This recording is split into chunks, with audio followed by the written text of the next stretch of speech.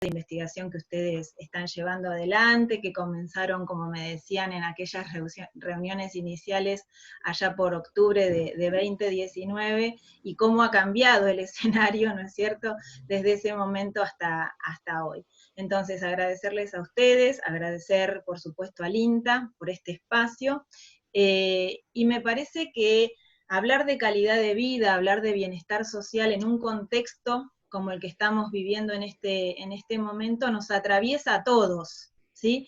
Nos atraviesa a todos como investigadoras, como investigadores, pero también como sujetos que estamos viviendo la situación de pandemia, que es un problema, un tema, una afección de carácter global. Entonces, es de actualidad, me parece, hablar de bienestar o de malestar, aunque también tenemos que ser cautelosos y cuidadosos, porque no podríamos hoy por hoy arrojar ningún resultado respecto de bienestar o malestar o calidad de vida en situación de pandemia. Me parece que sería muy apresurado querer hoy arrojar resultados en ese sentido. Así que cuando ustedes me digan si ya se puede compartir pantalla, daríamos inicio a lo que hemos preparado en base a las conversaciones previas que tuvimos con Mercedes y con Ana Paula sobre lo que les podría venir bien para el proyecto. ¿Les parece que voy compartiendo la pantalla? Ahí me dice que espero un minutito. Bueno, no importa. También agradecer a todos los presentes, vi algunas caritas conocidas, y me parece muy interesante pensar, como hablábamos con las chicas cuando estábamos organizando los ítems o los tópicos sobre los que queríamos trabajar, en esta idea de una red tan federal, ¿no? Porque analizando el objetivo general y los objetivos particulares que ustedes tienen en el proyecto, se ve la diversidad de recortes territoriales, de sujetos, de grupos poblacionales a los que ustedes están orientando este proyecto en general y los proyectos que están anidados con este proyecto general particularmente. Así que también agradecer a quienes están participando hoy desde esos distintos lugares y como representantes de las distintas ruralidades que se aunan en Argentina, también me parece muy, muy valioso. Sobre la bibliografía, ustedes me avisan cuando ya arrancamos, sobre la bibliografía, oportunamente yo le mandé a Mercedes y a Ana Paula 3 textos que de alguna manera podríamos decir sintetizan un poco los 3 tópicos sobre los que vamos a estar hablando en esta mañana.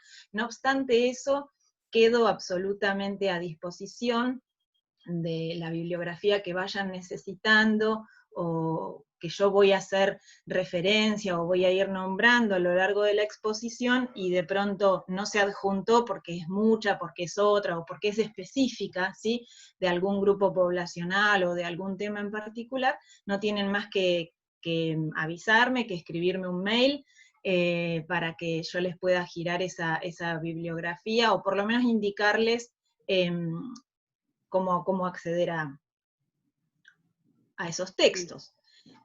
Sí, perfecto. Bueno, justamente vamos aprovechando, estamos así como en la televisión que estiran, vamos a aprovechar a decirles a los participantes del proyecto que toda esa bibliografía está en el sitio colaborativo del proyecto. En los mails que les hemos ido enviando tienen el link para poder ingresar, y de todos modos a aquellas personas que no son del proyecto, les podemos enviar vía mail ese link el link de la bibliografía, perdón.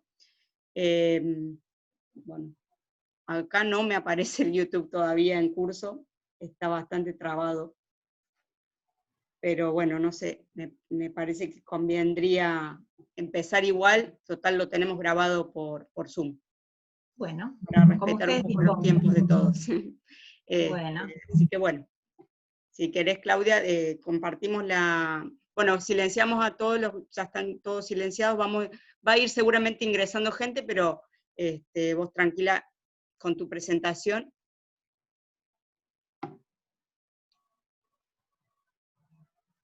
Bueno, se ve bien, ahí se ve bien, todos espero que puedan tener la posibilidad de ir viendo lo que se va proyectando. Bien. En líneas generales, bueno, los agradecimientos a los que hacíamos referencia recién, decir que el camino que se ha recorrido en el grupo de investigación y particularmente, por eso de allí el título, que tiene que ver con esta idea de calidad de vida, abordaje cual y cuantitativo para el espacio rural. Siempre tenemos que pensar en que tiene que haber, o a veces consciente o inconscientemente, hay una motivación en cada uno de nosotros respecto de elegir determinados temas o problemas de investigación. Y claramente en mi caso particular, los invito a que ustedes piensen por qué investigamos o estudiamos sobre determinados temas sí o sobre determinados temas no, o en determinados momentos de nuestros trayectos investigamos sobre un tema y luego vamos virando. En mi caso, sé conscientemente que mi interés por la calidad de vida y el espacio rural está directamente asociado a mi origen rural. Me sigo considerando, a pesar de que muy joven, por estas estrategias que las familias rurales tienen que aplicar para poder, por ejemplo, hacer que sus hijos inicien el trayecto educativo y formativo, tienen que desplazarse en territorio en una forma de movilidad o de cambio de residencia. Les decía, muy joven me desplacé hacia el espacio urbano, mis vivencias, mi sentido y mi significatividad espacial es fuertemente rural. Así que en ese sentido es que, o desde allí es que viene mi interés por estos temas. Mercedes y Ana, en conversaciones que tuvimos durante el último tiempo, hicieron referencia a que este proyecto que llevan adelante, que inicia en octubre, tiene por título Abordaje Integral para la mejora de la calidad de vida, el hábitat y las condiciones socioproductivas para el arraigo de las familias productoras. Allí hay una cantidad de palabras claves, de conceptos teóricos sobre los que las chicas me decían, ustedes vienen trabajando y quieren, en el marco de este proyecto federal, lograr algunos acuerdos. La primera cuestión es que, por suerte, los conceptos van cambiando, van virando, se van modificando, no son cerrados ni acabados, pero bueno, por lo menos armar una especie de trayecto de cómo podríamos entender a la calidad de vida es un ejercicio que nos ponemos a trabajar en esta mañana. La otra cuestión que me parece interesante rescatar es esto del hábitat, que se trabajó hace 15 días de la mano de la presentación que hiciera Ana Garay, y la cuestión del arraigo. No solo el arraigo, lo que estamos observando como fenómeno quizá incipiente y de poca carga de cantidad de población, no solo es este deseo de el arraigo, sino también que lo que vamos observando en los estudios territoriales es el arribo, ¿sí?, de poblantes o de pobladores que, por ejemplo, tienen un origen urbano hacia las áreas rurales, o en otros casos, situaciones de movilidad territorial asociadas, por ejemplo, al retorno o al regreso. Este proyecto general, las chicas me contaban que tiene como objetivo, entonces, contribuir a mejorar la calidad de vida de las familias productoras, de las familias residentes, trabajando en el acondicionamiento del hábitat y la mejora de las condiciones socioproductivas. En ese sentido es que vamos a ir recuperando algunos conceptos, algunas cuestiones metodológicas y algunas aplicaciones particulares. Yo me tomé el atrevimiento de alguna manera de revisar un poco las palabras claves que guían los proyectos individuales o los objetivos individuales de los distintos equipos que forman parte del proyecto, haciendo un primer ejercicio que tiene que ver con esta idea de la multidimensionalidad asociada al estudio de la calidad de vida de la población. Y en esa multidimensionalidad encontré que los congrega, que los reúne, ciertas dimensiones muy estudiadas, muy analizadas en el concepto calidad de vida, y a ver si cada uno de ustedes se va encontrando en estas palabras claves que, digo, no son exhaustivas, no son todas, pero que sí entiendo, los representa como equipos zonales de trabajo y como equipo general de trabajo. Oficios rurales, trabajo cooperativo, ferias campesinas, producción sana de conejos, producción porcina, huertas y aves de corral, cría de pavos, lana de oveja. Si pensamos metodológicamente en este conjunto de palabras claves como etiquetas, esas etiquetas podrían ser reunidos dentro de una dimensión, ¿sí?, del estudio de la calidad de vida que podríamos llamar empleo laboral. Una segunda dimensión asociada a la salud, cuando ustedes refieren a problemas sanitarios en grupos de productores, estufas Rocket, agua segura. Vamos a ver también ahora cómo nosotros hemos trabajado muchas de estas dimensiones y cómo las hemos definido. Luego aparecen como palabras claves en sus trabajos modelos agroecológicos, aerogeneradores, tecnología adaptada a la agricultura familiar, energía no convencional, energías renovables en labores domésticas, riego por goteo. Digo, son palabras claves que podríamos reunir, aunque estén representando a proyectos de distintos recortes territoriales, en una dimensión ambiental. Luego, otras palabras que encontré referían a colonias agrícolas, mujeres productoras, horticultores, jóvenes. Podríamos decir que son palabras que hacen referencia a la organización, a la participación y a la inclusión entonces de todos los sujetos y de todos los grupos que de alguna manera pujan, ¿sí?, por entender la dinámica de los territorios rurales, del espacio rural, en este caso en Argentina. Seguramente me han quedado muchas palabras por fuera, pero el ejercicio era que ustedes vieran la posibilidad de pensar en cada uno de sus objetivos como un aporte a un concepto integral, como es el concepto de calidad de vida, ¿sí?, pensando en esas dimensiones. En ese sentido, a lo largo de este rato de charla o de conversación que vamos a tener, parece que hablo yo sola, esta es la cuestión de la virtualidad, pero por suerte en estos contextos termina siendo una solución o una posibilidad para seguir funcionando, para seguir investigando y para seguir de alguna manera compartiendo nuestras líneas de investigación. Entonces podríamos decir que en esta conversación vamos a tener 3 momentos. Un primer momento de presentación o de diálogo sobre el concepto propiamente dicho de calidad de vida, cuáles son las aproximaciones actuales, dialogar un poquito con otros conceptos como son nivel de vida, condición de vida o pobreza. Ese sería el primer momento. El segundo momento es pensar en la forma, ¿sí?, en responder al cómo, cuáles son las formas de acceder a estos conceptos que nosotros desde el Grupo de Estudios sobre Población y Territorio aquí en Mar del Plata hemos puesto en funcionamiento, cuáles son las fuentes de información primarias y secundarias, y en el caso de las fuentes de información primarias, cuáles habrían sido las estrategias que pusimos en funcionamiento para obtener esa información de primera mano. Y luego, en el tercer momento, algunas especificidades entonces sobre la calidad de vida en los espacios rurales. Si tenemos tiempo, ahí les voy a mostrar 3 ensayos, uno que tiene que ver con la calidad de vida rural en el partido de General Pueyrredón, un segundo ensayo que ha tenido que ver con la calidad de vida en población rural agrupada y rural dispersa de la provincia de Buenos Aires, y apenas una pincelada de un último trabajo que hemos hecho a escala de la República Argentina para toda la población rural agrupada y dispersa, construyendo un índice que se llama Índice de Bienestar Rural para Argentina.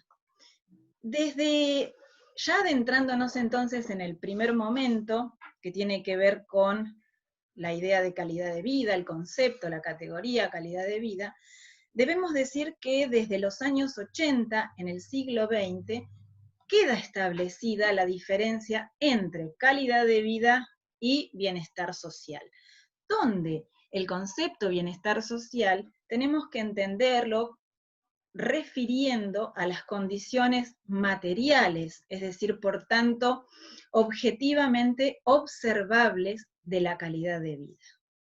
Mientras que la calidad de vida, además de esos elementos observables o materiales, también se va a preocupar por otras cuestiones asociadas a las necesidades, a los deseos, a las aspiraciones que tenemos cada uno de nosotros, en pos de satisfacer, ¿sí?, ese conjunto de necesidades que podemos definirlas como materiales y no materiales.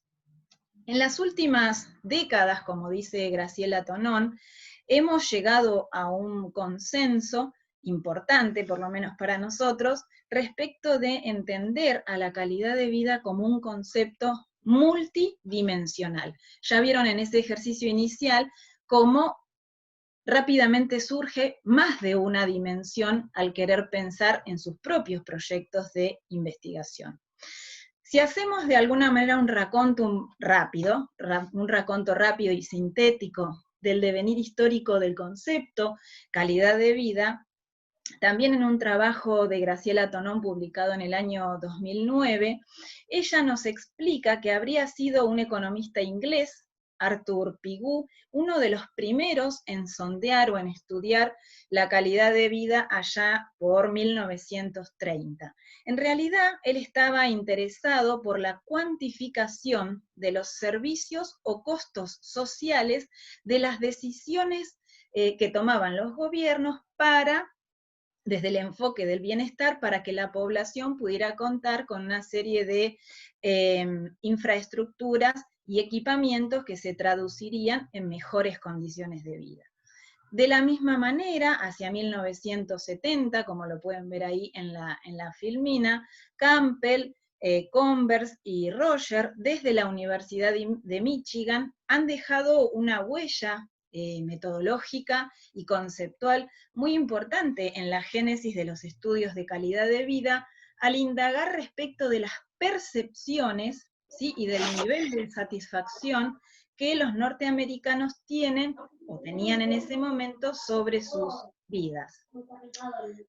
Para nosotros, la década de los 90, ¿sí?, marcan un hito fundamental o un hito central en los estudios de calidad de vida, a partir de la fundación de lo que en el acervo decimos la ISCOL, es decir, la International Society for Quality of Life Studies, porque esta organización logra incentivar y reunir estudios de calidad de vida de distintos países, es decir, a distintas escalas, fomentando de esa manera el estudio interdisciplinario de la calidad de vida y de alguna manera abordar, a partir de la década de los 90, abordar a una definición multidimensional entonces de la calidad de vida. En geografía, en nuestra disciplina, en la disciplina de la que yo procedo, los antecedentes para el estudio de la calidad de vida los vamos a encontrar especialmente a partir de la década de 1970, en el contexto de las denominadas geografías crítico-radicales marxistas, en un contexto en el cual, a pesar de los elevados niveles de bienestar, comenzaban a acentuarse ciertos síntomas de descomposición social, se observa cierta pérdida del sentido de la vida, hay un incremento en el número de suicidios, hay un incremento en la violencia social, en los casos de drogadicción. Entonces, frente a ese conjunto de problemas, surge una fuerte crítica al consumo, a la sociedad de la opulencia, y se prioriza o se comienza a priorizar la calidad frente a la cantidad, por eso calidad de vida.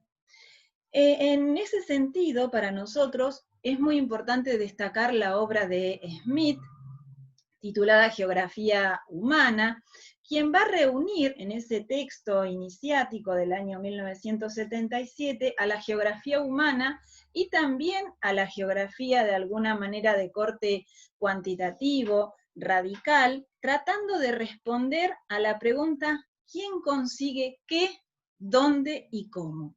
Esto es central en la obra de Smith para que quienes quieran luego leerla o revisarla como punto iniciático de los estudios de calidad de vida y desde la geografía especialmente respecto del bienestar social y el contexto espacial. ¿Sí? Para nosotros es fundamental recuperar desde la geografía este nexo entre calidad de vida, nexo, relación entre calidad de vida y espacio geográfico, básicamente respecto del territorio como territorio usado, ¿sí? Como un territorio que no solo es soporte o escenario de las acciones de los sujetos, sino que tenemos que entender a ese territorio como una construcción social, e histórica. Y en ese sentido me parecía interesante, espero que se vea bien ahí, perdón, recuperar una afirmación de Valerón, un autor al que leemos mucho. Él es arquitecto, pero luego avanza en sus estudios en relación a la geografía. Y fíjense que nos aporta esta interesante definición sobre calidad de vida.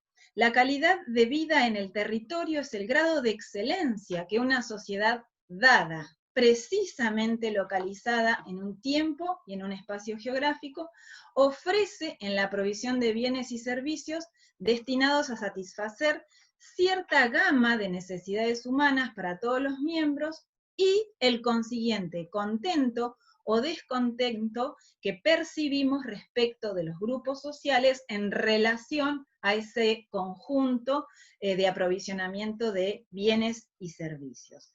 Entonces, para nosotros, la geografía del bienestar constituye justamente una base teórica central para la disciplina y esto lo podemos abordar desde dos cuestiones de naturaleza metodológica distintas, pero que no quiero que se entiendan de manera divorciada, sino en realidad en franca relación y que tiene que ver, por una parte, con las cuestiones de naturaleza objetiva y por otra parte las cuestiones de naturaleza más subjetiva. Desde el punto de vista objetivo, será muy importante la geografía cuantitativa, hoy devenida en geografía automatizada, que nos permite para el estudio de la calidad de vida sintetizar la construcción sí, que nos permite la construcción de macrovariables que reúnen una cantidad de indicadores y poder mapearlas, cartografiarlas, analizarlas, sobre todo, como veremos en un momentito, por ejemplo, a través de la construcción de representaciones cartográficas, donde podríamos dejar establecidas áreas que son bastante homogéneas en su interior en función de los niveles de calidad de vida. Y por otro lado, hay otra corriente que abona el estudio de la calidad de vida desde metodologías de corte más cualitativo, más subjetivo, asociados de pronto a la valorización y a la percepción directa de los sujetos respecto de la calidad de vida. Lo importante es pensar en cuáles son los objetivos que ustedes tienen como proyectos individuales y como proyecto general respecto del estudio de la calidad de vida, ir recorriendo esos escalones, ¿sí?, metodológicos, primero desde lo quanti si quieren, luego desde lo quali, pensando en la mixtura también de lo quali y de lo quanti en esta idea de las convergencias metodológicas. A continuación, lo que también me parece interesante es plantear algunas no sé si diferenciaciones, pero por lo menos tener cuidado cuando hablamos de nivel de vida, de condición de vida, de calidad de vida o de pobreza, de saber en qué momento debemos colocar cada una de estas definiciones o cada uno de estos de estos conceptos. ¿Por qué? Y ahí es donde ustedes tienen indicada la lectura de un capítulo que hemos escrito junto con varios de los integrantes del grupo de estudios sobre población y territorio, vinculado justamente a definir la calidad de vida, diferenciarla de estos conceptos, y también algún aporte referido a cómo es definida la calidad de vida desde distintas disciplinas, ¿sí? Por esta idea de que la calidad de vida, además de multidimensional, es multidisciplinar. Muchas disciplinas ocupadas o preocupadas por su estudio. Respecto del nivel de vida, cuando uno piensa en el nivel de vida o define el nivel de vida, solamente estaríamos considerando los elementos económicos, ¿sí?, de las necesidades y de las capacidades humanas, es decir, de la capacidad de consumo, es decir, del poder adquisitivo o del nivel de ingreso.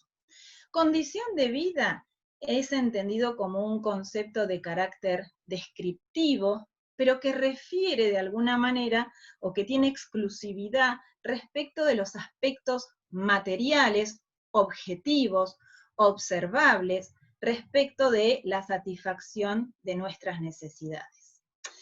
En cambio, la calidad de vida es un concepto que de alguna manera procura ser superador de los dos anteriores, entendiéndolo como un concepto reaccionario, como veíamos hace un rato, al nivel de consumo, reaccionario frente al deterioro ambiental, que está procurando atender al criterio de calidad frente al de cantidad.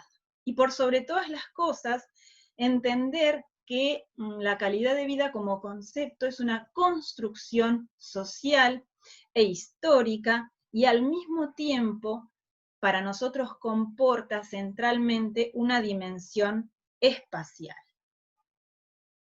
Cuando pensamos entonces en calidad de vida, la calidad de vida como un concepto evaluativo va a estar en relación a un techo, a un alcanzable, a una medida de logro, vinculado con valores, aspiraciones, expectativas que vamos a tener cada uno de nosotros según la sociedad de la que formemos parte, según el espacio en donde estemos trabajando, donde ustedes quieran aplicar esa categoría conceptual, siendo parte también del proceso que está siendo investigado, y también conforme al momento histórico en que ustedes estén estudiando o analizando la calidad de vida.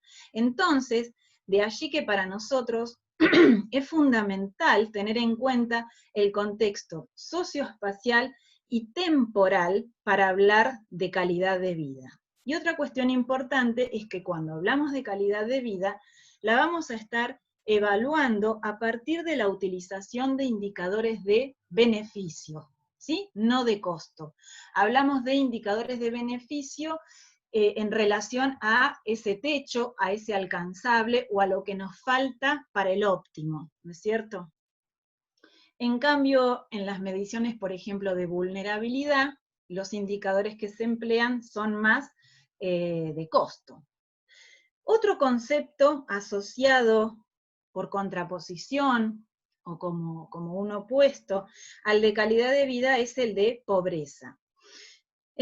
Podríamos armar todo un seminario sobre el estudio de pobreza rural, de las dificultades que tenemos respecto de los métodos de medición de pobreza aplicados para los espacios rurales, pero bueno, no es el objeto de este rato de nuestra charla, ¿no es cierto? Pero sí dejar en claro que cuando nosotros hablamos de pobreza, estamos refiriendo a una medida de carencia, es decir, a esto que no se llega a alcanzar a cubrir un umbral mínimo vinculado a las necesidades básicas, esos umbrales que pueden reflejar la pobreza coyuntural o la pobreza estructural, y para los cuales se establecen distintos métodos de medición de pobreza, ¿no es cierto?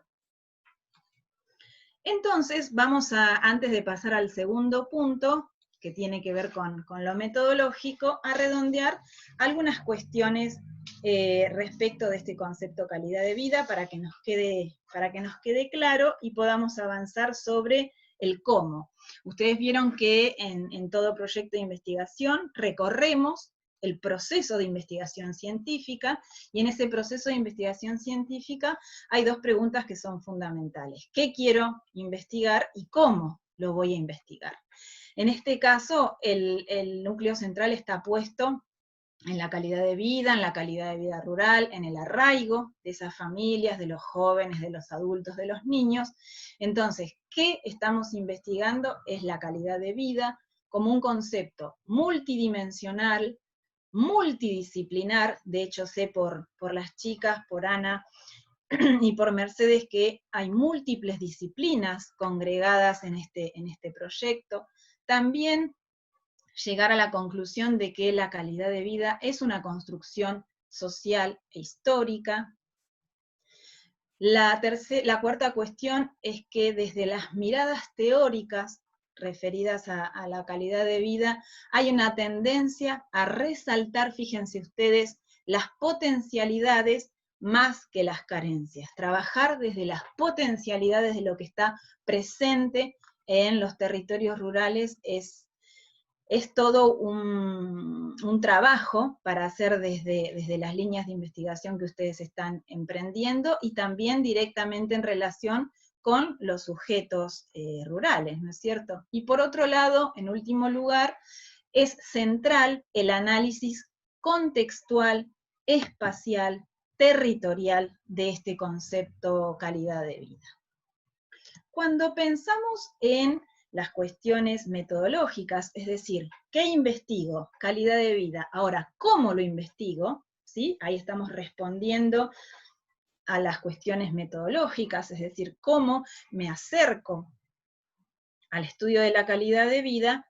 Bien, hay varios ejercicios que tenemos que poner en funcionamiento. En primer lugar, conocer el estado del arte. ¿Qué se ha dicho antes de que ustedes pongan en funcionamiento su proyecto de investigación sobre la calidad de vida, sobre la calidad de vida rural, sobre el arraigo? Y un poco este ejercicio de encontrarnos tiene ese rol, ¿no es cierto? Ver cuáles son los antecedentes, y ahora vamos a marcar algunos antecedentes de estudios sobre calidad de vida desde la geografía en Argentina.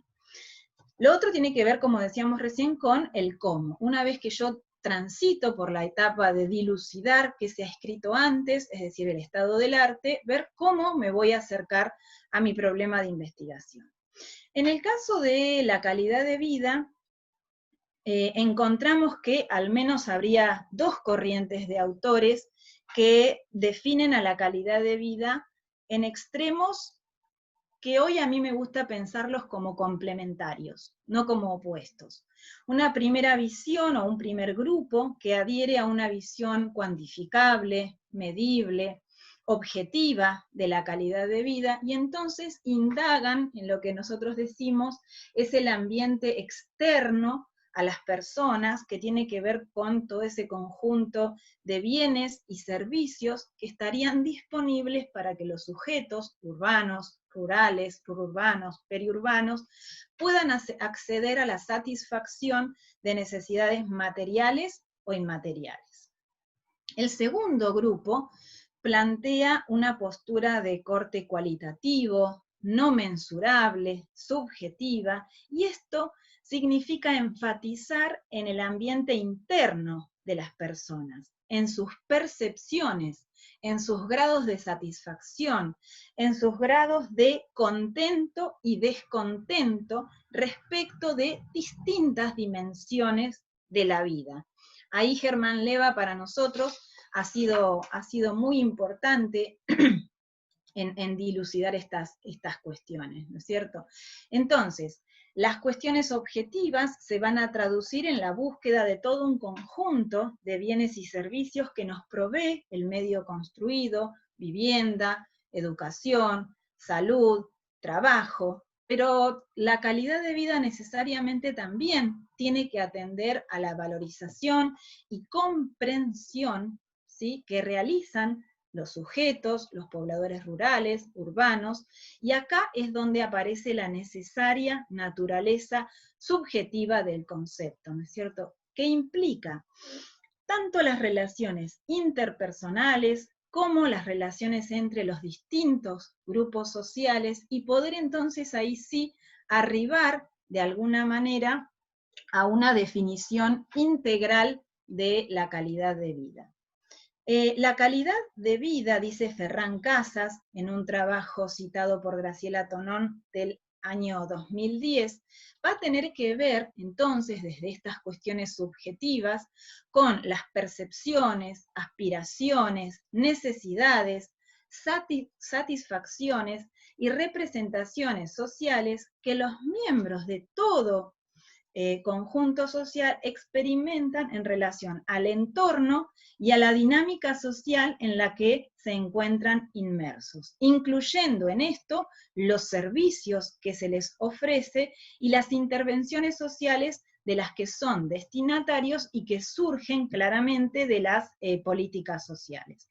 Entonces, se trata de un concepto, y aquí para mí la geografía y los estudios territoriales entran con muchísima fuerza, es un concepto que involucra las experiencias vividas por los sujetos en esos espacios de frecuentación cotidiana. En el caso de los sujetos que ustedes están estudiando, ese espacio de frecuentación cotidiana fuertemente atravesado por la ruralidad y las posibilidades o no de acceder a determinados bienes, a determinados servicios, y cómo se sienten respecto del acceso o no a esos servicios. Por eso, para nosotros es muy importante la necesidad de construir, usar, debatir sobre indicadores de calidad de vida que cada vez más incluyan las valorizaciones y las percepciones de las sociedades, de los grupos sociales que estudiemos, lo que nos lleva entonces de alguna manera a plantearnos nuevas preguntas y nuevas técnicas, ¿sí? No solamente, no desestimando, claramente esto, no desestimando las mediciones objetivas, que las seguimos llevando adelante, lo van a ver rápidamente, pero sí tomar una aproximación o una proximidad distinta de pronto con nuestros objetos de estudio. Distintas son las escalas, las mediciones que podemos identificar a nivel internacional, pero es interesante pensar que hay ciertas dimensiones o dominios que se vienen utilizando desde los primeros estudios de calidad de vida y otros que en cambio se incorporan más acá en el tiempo. Acá en la filmina simplemente rescato alguno de ellos y decir que hay algunos tradicionales, como les decía recién, educación, sanidad o salud, vivienda, más acá en el tiempo aparece lo laboral, y sobre todo a partir de los años 70 es que comienza a agregarse la variable ambiental. Y esto es importante también decir que vamos a destiempo, como en los países más desarrollados esa dimensión se agrega antes y en los menos desarrollados se agrega más tarde, fuertemente vinculada a la incorporación de esta dimensión ambiental, como se imaginarán ustedes, a las propias percepciones de los sujetos, de los individuos sobre estas problemáticas, pero también en asociación con las problemáticas ambientales y los efectos ambientales de las distintas prácticas que se observan tanto a nivel urbano como a nivel rural, y ustedes ahora lo podrán ver reflejado en los indicadores de calidad de vida que hemos nosotros construido, y también en el análisis de los antecedentes. Es interesante ver, es un ejercicio que ustedes pueden hacer, cuándo se incorpora la dimensión ambiental a los estudios de condición de vida, calidad de vida o bienestar en marcos de ruralidad, ¿no es cierto? Siempre se tuvo en cuenta, no a partir de cuándo, en qué lugares, por qué, asociado a qué indicadores. Bien, en ese sentido nos parecía importante recuperar desde Argentina algunos hitos o algunas investigaciones, esto no es exhaustivo para nada, pero sí nos parece que es interesante, antes de pasar al tercer punto, que es el de aplicación, respecto de estos índices de calidad de vida aplicados a contextos urbanos o rurales. El trabajo de Guillermo Velázquez del año 2001 fue uno de los primeros compendios que habría abordado de manera integral a escala de la República Argentina la calidad de vida o las condiciones de vida. En un trabajo temprano, ¿sí?, de 2003, de Lucero, Sagua y Aguirre, recuperan también el concepto calidad de vida, pero esta vez aplicado a microescenarios que tienen como espacio de estudio a la ciudad de Mar del Plata. Zulaika y Selemín, en un trabajo de 2008, incorporan, como les decía hace un rato, la dimensión ambiental. Ese es el resultado del trabajo de Guillermo Velázquez. Luego, en el año 2007 y 2012, quien suscribe, comienzo yo a impulsar la necesidad de transferir esos estudios vinculados a la calidad de vida en espacios urbanos hacia entornos de hábitat rural. Por su parte, en un trabajo de Lucero y el resto del equipo aquí en Mar del Plata del año 2008, se avanzó con el relevamiento de encuestas a habitantes de distintos barrios de la ciudad de Mar del Plata, ahora les voy a mostrar el mapa, procurando reconocer el grado de satisfacción de los grupos en relación a los distintos niveles de calidad de vida objetiva. También un trabajo de Zulaika y Aguilar del 2009 toman como espacios de análisis a algunos barrios periurbanos del partido de General Pueyrredón. Sobre este mapa nos vamos a detener en un momento cuando veamos las aplicaciones, pero este es el resultado de ese índice de calidad de vida aplicado a los territorios rurales del partido de General Pueyrredón. Este es el resultado de esa investigación que recién mencionaba, donde hemos superpuesto, ¿sí?, la construcción del índice objetivo, donde ustedes pueden ver cómo en la ciudad de Mar del Plata vamos transitando de niveles de calidad de vida alta, media a baja, ¿sí?, como especies de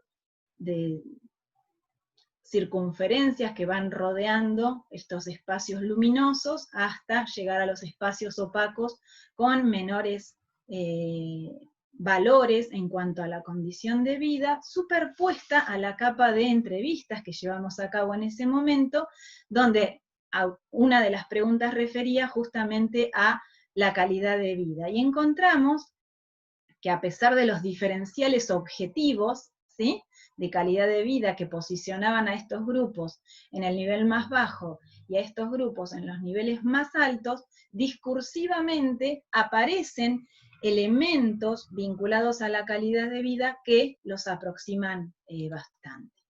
También hemos llevado adelante, a nivel del sudeste pampeano, del sur de la provincia de Buenos Aires, trabajos de comparación entre escalas de medición nacional y escalas de medición regional, pudiendo establecer entonces aquí las unidades espaciales son los partidos del sudeste de la provincia de Buenos Aires, y entonces cuáles estarían mejor o peor posicionado respecto de las condiciones de vida, y también hemos hecho aplicaciones a nivel puntual, tomando por ejemplo las ciudades cabeceras, las ciudades menores de cada uno de los partidos que forman parte del sudeste de la provincia de Buenos Aires, y ir jugando con indicadores y variables asociadas al comportamiento de la condición de vida de la población del sudeste.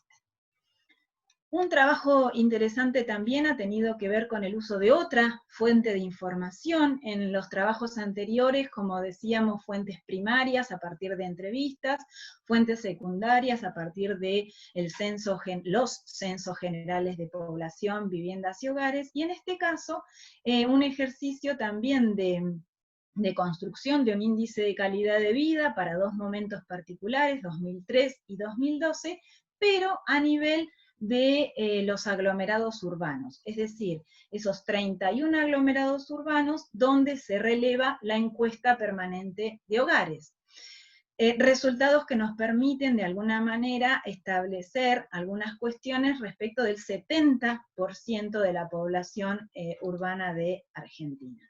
Y para volver al principio, uno de los últimos libros que también se trabaja a escala nacional por departamentos de la República Argentina, pero esta vez para el año 2010, sería este texto del año 2016 de Guillermo Velázquez, que de alguna manera sintetiza las condiciones de calidad de vida para la República Argentina. Aquí una comparada de la situación 2001 y 2010, y algunos datos generales de esa comparada, donde vemos, fíjense ustedes, aquí empiezan a aparecer las dimensiones educación, salud, vivienda. Me interesa que recuperemos en esa comparativa cómo las mejoras sustanciales han tenido que ver con la dimensión educación y salud, donde vemos que disminuye casi a la mitad la población con bajo nivel de instrucción, y también se da un incremento muy interesante en la cantidad de universitarios, logros muy importantes en la dimensión salud, donde vemos cómo se reduce la mortalidad infantil y también cómo se reduce la proporción de población sin cobertura social, y también modestos resultados en la dimensión vivienda. Decimos modestos porque recuerden que el último censo se relevó en el año 2010, 2020 debería ser el año del nuevo de relevamiento, recuerden que son censos decenales los que releva el INDEC. Veremos qué pasa con el censo 2020, y aquí la dimensión vivienda no marca demasiadas variaciones entre un momento y el otro, pero sí entendemos que tendremos fuertes modificaciones para el censo 2020, por ejemplo, asociado con las políticas de procrear. Esas serían a grandes rasgos, un conjunto de publicaciones que hacen al estado del arte, que hemos ido siguiendo y construyendo. No significa que sean todas, ¿no es cierto? Ahora, ¿qué pasa cuando nosotros pensamos en calidad de vida y en espacio rural? De alguna manera, Ana Garay, en su presentación de hace 15 días, también nos dejaba lecciones sobre cómo definir, cómo caracterizar al espacio rural, y decir que no existe, igual que con el concepto calidad de vida, no hay una conceptualización universal, cerrada y acabada sobre el espacio rural. Yo diría que hay una serie de aproximaciones.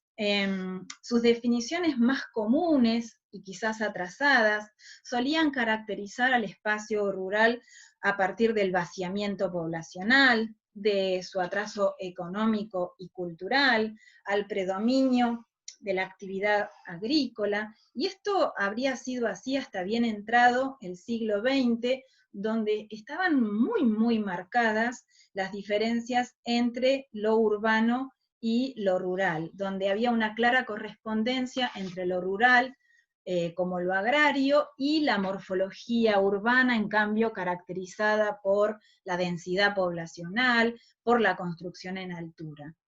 Pero bueno, en pleno avance de la sociedad industrial, podríamos decir que esos contrastes tan marcados entre lo urbano y lo rural comienzan a hacerse más difusos, y hoy lo rural, de ser concebido como hosco, como atrasado, como residual, creo que lentamente comienza a tener unas aproximaciones conceptuales diferentes, más próximas a la calidad, a la belleza paisajística, a la modernización, a la complejidad, pero también tenemos que decir a la complementariedad entre lo urbano y lo rural, y a las disputas que en esos territorios se dan respecto del urbano y de lo rural, respecto de los actores que allí están presentes, ¿no es cierto? Entonces, podemos decir que hay entre nosotros cierta coincidencia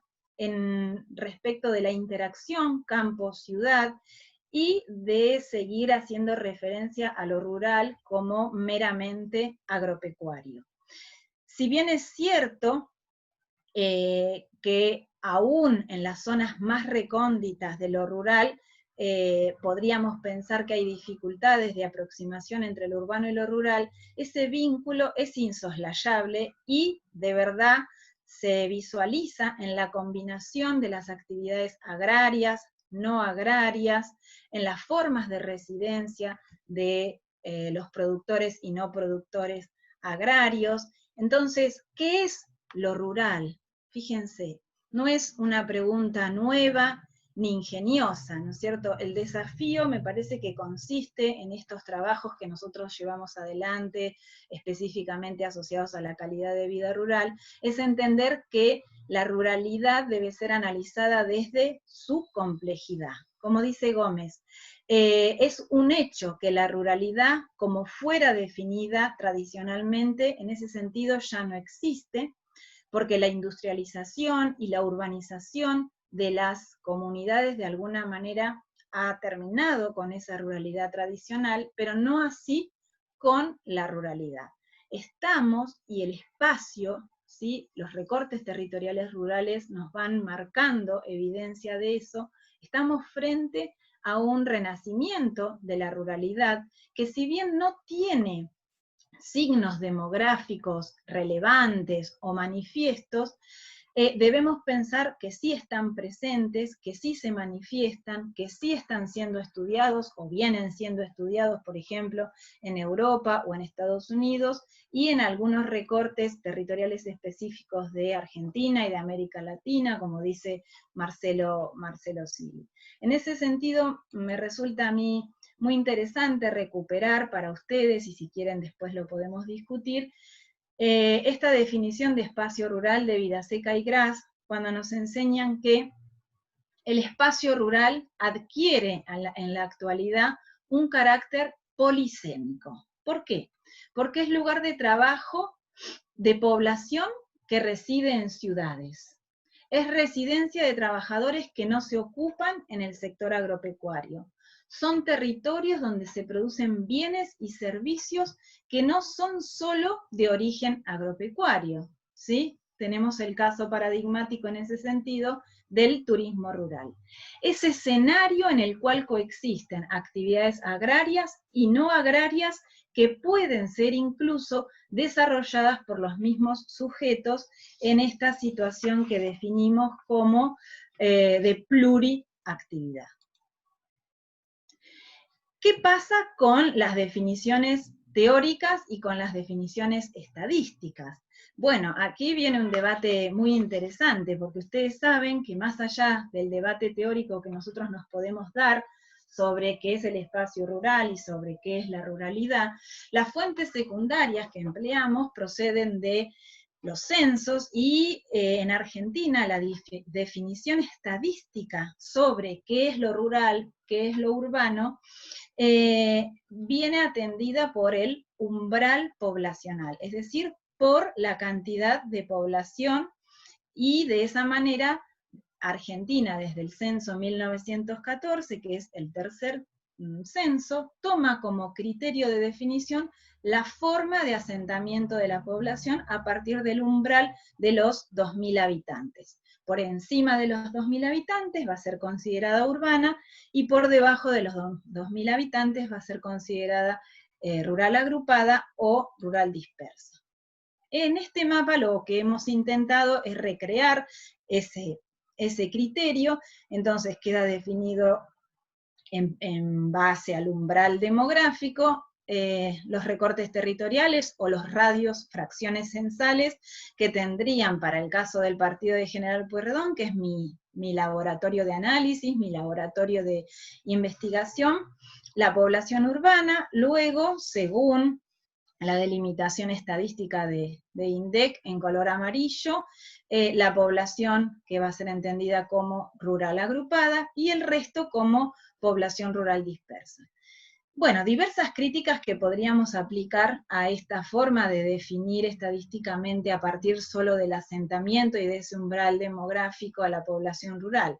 Primero, esta improbable dicotomía que en la actualidad observamos al tener que definir que la población es netamente urbana o netamente rural, que viene dada, por ejemplo, desde el concepto de la multiresidencialidad, ¿sí? Con estas nuevas formas de desplazamiento territorial que realizan los sujetos, teniendo, por ejemplo, residencias de fin de semana en espacios rurales y residencias de semana en el espacio urbano.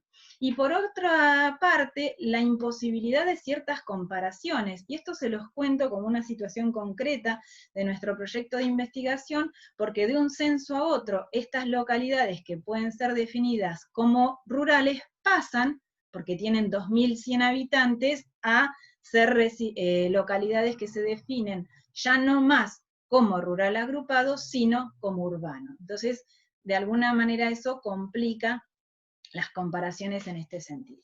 No existiría entonces una definición cerrada y única de lo que se entiende por rural, pero sí sobre lo que tenemos seguridad es que el espacio rural, más allá de concentrar más o menos población, de tener más o menos densidad poblacional, no lo podemos estudiar ni entender de manera interdependiente o separada, sino en una relación de alta interdependencia, con el espacio urbano. Los movimientos migratorios periódicos, alternantes, esos desplazamientos que se realizan para aprovisionamiento de servicios, para alimentos, por trabajo, por educación, para el uso recreativo, para el uso residencial, tanto del espacio urbano como del espacio rural, así lo demuestran. Y en el medio, los intersticios, ¿sí? Tampoco pensar en esa, ya se salió del debate esta idea de lo dicotómico, como decíamos hace un rato, entre urbano y rural, y pensar también en esas franjas intermedias que algunos definen como rururbano, otros como periurbano, otros como franja marginal, urbano-rural, pero que de alguna manera tienen el rol conceptual de matizar esa oposición entre lo urbano y lo rural. Bien, y para ir adentrándonos en el tercer momento de lo que hoy les quería presentar, ir de alguna manera desglosando lo que pasó con las primeras aplicaciones del concepto de calidad de vida al espacio rural, y este sería el primer ensayo, un primer ensayo en el que, sabiendo que los resultados quizás se iban a comportar de esta manera, lo que hicimos fue aplicar exactamente la misma metodología que veníamos ensayando para los espacios urbanos a los espacios rurales. Y en esta medición objetiva del bienestar de la población rural en el partido de General Pueyrredón, con datos en ese momento de los censos generales de población y vivienda del año 2001, resulta que toda la población rural del partido de General Pueyrredón estaría dentro del nivel muy bajo. El próximo paso que hicimos fue aplicar una serie de ajustes a esa metodología que tuvieron que ver básicamente con las dimensiones salud y vivienda. ¿Por qué? Porque lo mejor que le podría pasar, acuérdense que trabajamos siempre con variables de beneficios, lo mejor que le podría pasar a la población respecto del acceso al agua potable es que llegara desde la red pública en las áreas urbanas. Eso no es posible en las áreas rurales, entonces viramos la metodología o ajustamos la metodología diciendo que el acceso fuera por red pública o bomba a motor como la mejor situación. Por otra parte, en la dimensión vivienda, procuramos que la descarga del inodoro, en lugar de ser a la red pública, fuera con descarga y desagüe a cámara séptica y pozo ciego como la mejor condición en los espacios rurales. De esa manera, ajustando la metodología y conociendo la realidad, ¿sí? A partir de la observación directa, de la aplicación de la observación directa, que es una de las técnicas iniciáticas y primeras en cualquier tipo de estudio social, de estudio geográfico, de estudio espacial, podemos decir que los resultados obtenidos se acercan bastante a la realidad con situaciones de alta media y baja calidad de vida respecto de la población residente en el espacio rural del partido de General Pueyrredón para 2001. Un segundo ensayo que hemos llevado adelante de la mano de la doctora Sofía Ares, el licenciado Matías Gorseksiuk y la doctora Natalia Picone, fue justamente estudiar el bienestar de la población rural en la provincia de Buenos Aires sobre la base de datos de INDEC también 2010, procurando de esa forma construir, presentar y poner en debate un índice de bienestar rural aplicado a la población rural, agrupada y dispersa de la provincia de Buenos Aires. Para eso hemos usado nosotros técnicas de análisis multivariado, sintetizando, y fíjense cómo en cada trabajo vamos variando, a pesar de que somos las mismas personas, las dimensiones que incluimos, porque eso resulta del debate interno de los equipos, de los grupos, o de que hay una distancia fundamental entre lo deseable y lo posible, ¿sí? ¿Qué dimensiones nosotros deseamos que formen parte de nuestros indicadores, de nuestras mediciones, y luego, desde las fuentes de información con las que contamos, qué es lo posible? Entonces, recuperamos allí las dimensiones educación, saneamiento y salud, vivienda, actividad económica, comunicación y conectividad y ambiente.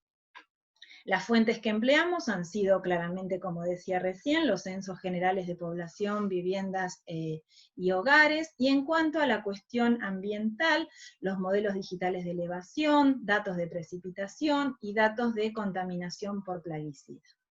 Este trabajo es uno de los que también le pasé a las chicas para que ustedes pudieran revisar quizás con más detalle, porque no nos vamos a poner en este momento a desglosar cada una de las dimensiones, variables e indicadores, pero sí aquí tienen una síntesis de cómo es la secuencia metodológica, ¿no?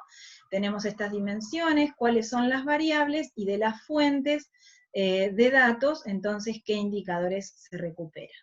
Diseñamos de esa manera una matriz de datos originales de 16 indicadores, que luego se transforma en una matriz de datos índices. A partir de esa matriz estandarizada por puntajes Z, es que podemos calcular por promedios simples nuestro índice de bienestar rural para el total de la provincia y para cada unidad espacial, que en este caso han sido los partidos de la provincia de Buenos Aires.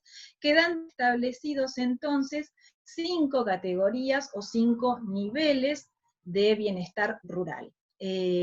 Para cartografiar este índice, lo último que estamos haciendo es usar un software de libre acceso que es el QGIS.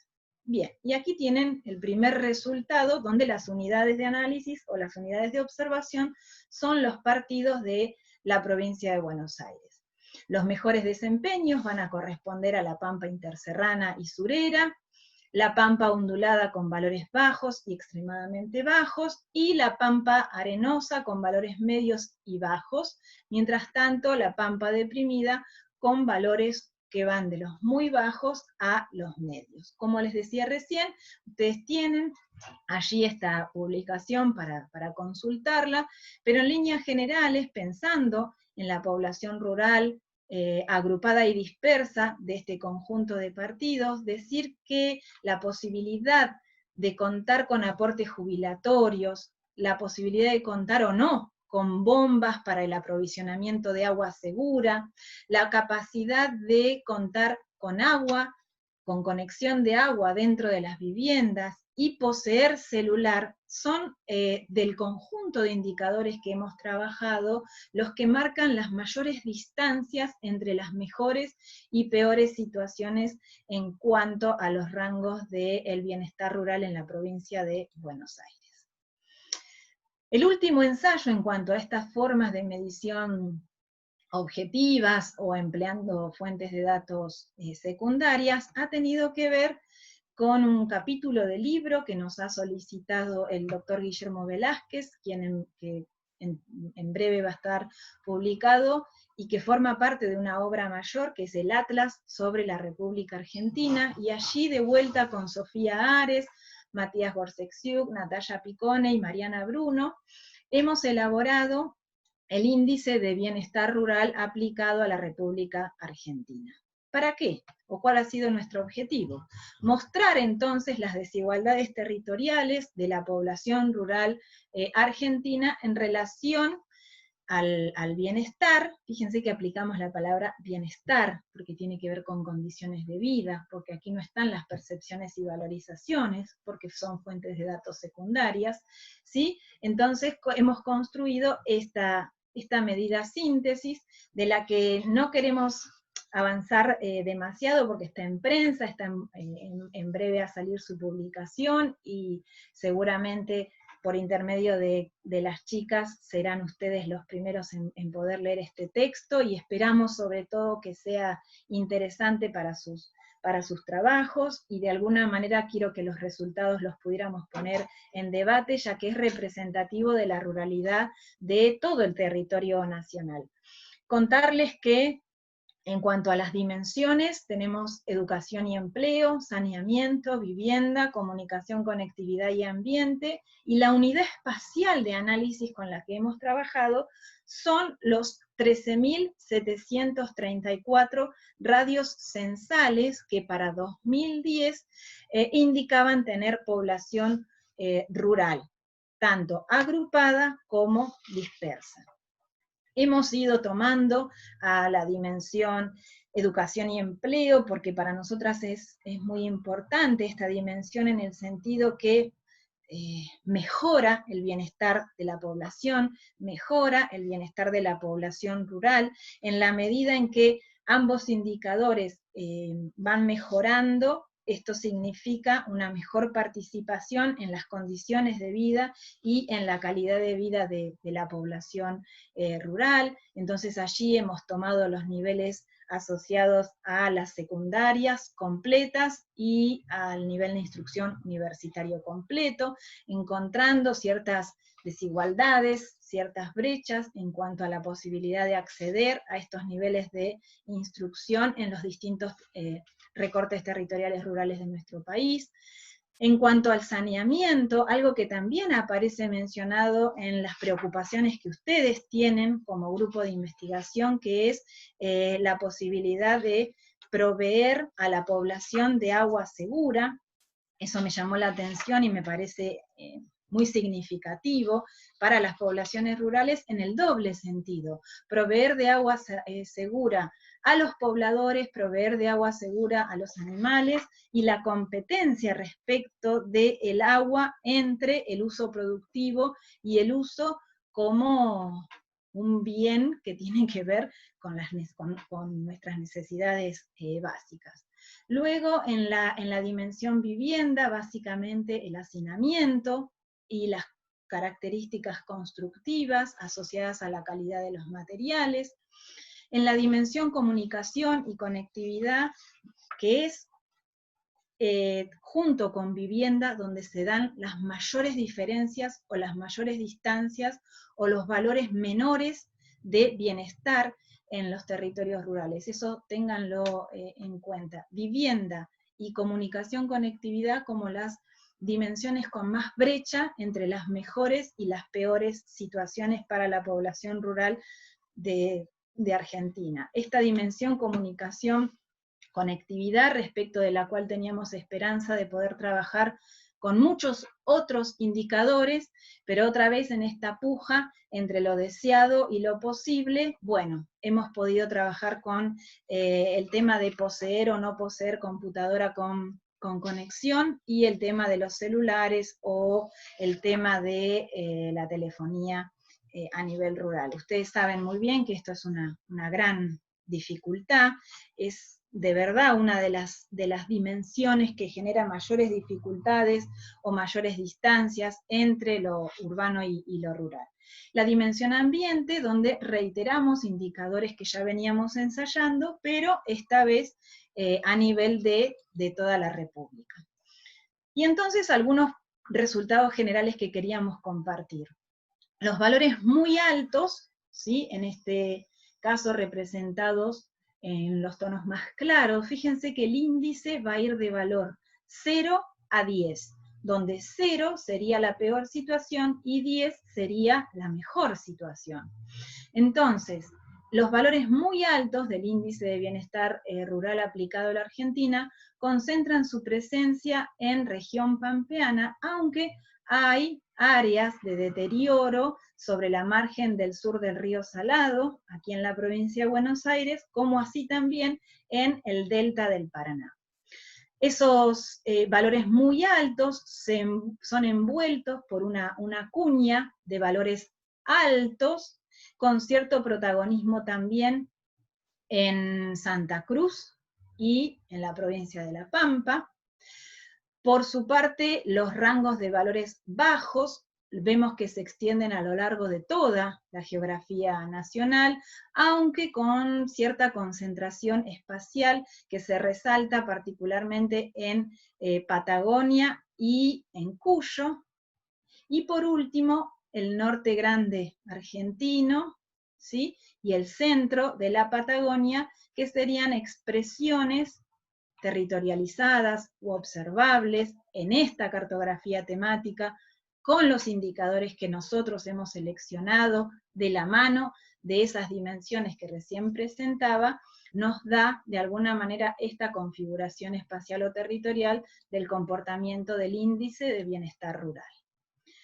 Otras cuestiones que hemos realizado desde nuestro lugar de investigación tiene que ver con avanzar en el uso de metodologías o técnicas de naturaleza cualitativa, pensando en cuáles son las motivaciones que conducen a los sujetos a la búsqueda de mejorar su calidad de vida. Entonces, ¿cómo refieren en nuestras entrevistas o en nuestras encuestas al concepto calidad de vida? ¿Por qué se desplazan en territorio en búsqueda de mejor calidad de vida?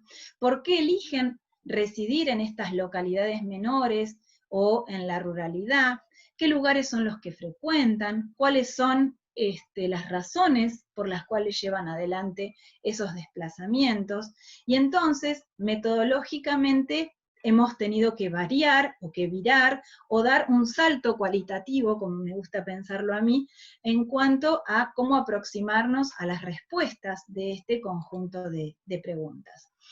Simplemente acá les comparto una tabla síntesis de la sistematización de esos relevamientos de información primaria que hemos llevado a cabo en trabajo de campo de la mano de Sofía Ares, por ejemplo, sistematizando entonces qué pasaba con el concepto calidad de vida en sus lugares de residencia anterior y en sus lugares de residencia actual, que estos lugares de residencia actual tienen características de ruralidad.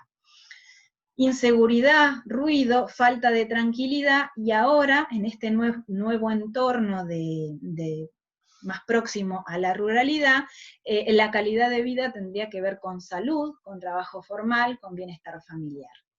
Alguien que ahora reside en Los Orzales decía que en su lugar de residencia anterior la calidad de vida se asociaba con robos, con inseguridad, con consumismo, con vida acelerada, y en cambio, en este lugar de residencia más vinculado a entornos rurales, a pesar de ser importante, o por supuesto de seguir siendo importante la dimensión económica, tiene que ver con estar bien con la familia, tener salud, trabajo, educación, bueno, y así podríamos ir viendo cada una de las localidades, qué fue lo que ocurrió con las referencias que los sujetos hacen sobre el concepto calidad de vida.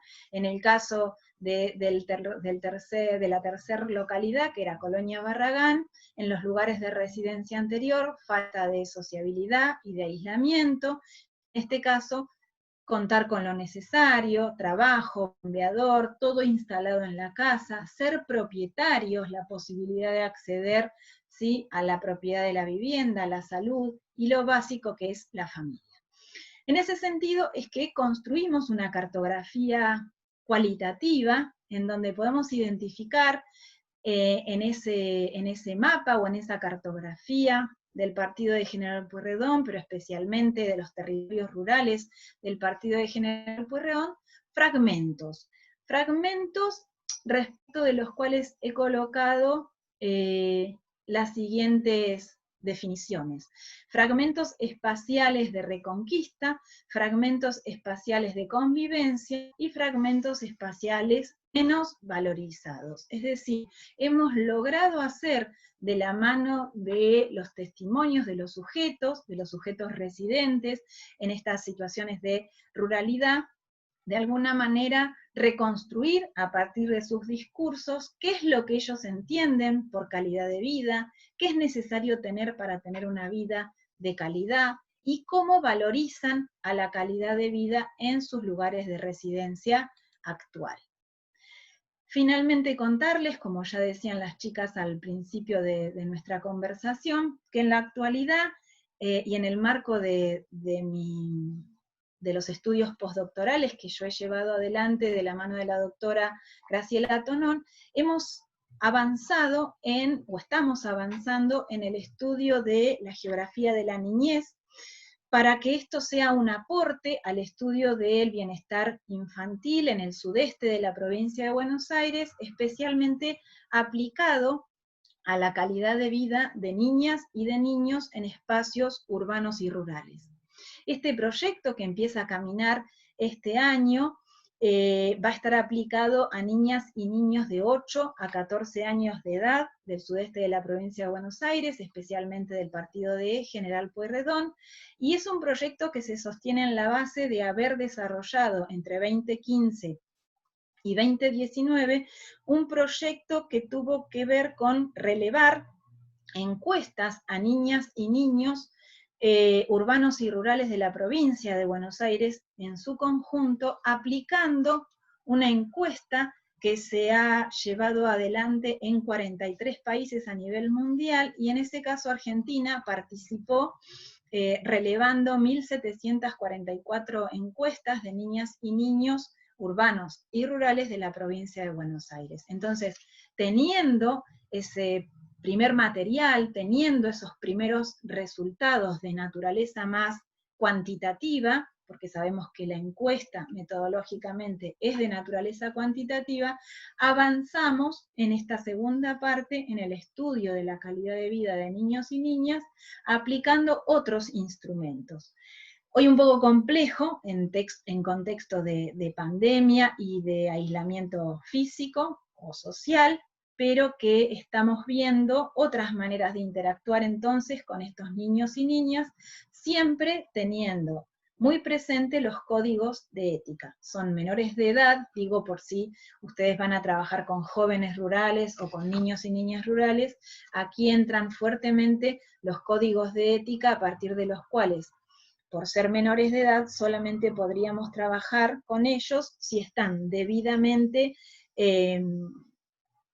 permitido que eso sea llevado adelante por un adulto o por los tutores responsables. ¿Sí? En el camino de la investigación, estos códigos de ética cada vez se hacen más presentes, más necesarios de seguirlos, e incluso aunque ustedes lleven adelante entrevistas con personas mayores de edad, siempre es fundamental contar con el consentimiento de esa persona para que después lo que esa persona nos diga o nos cuente sobre nuestro problema de investigación pueda ser debidamente informado.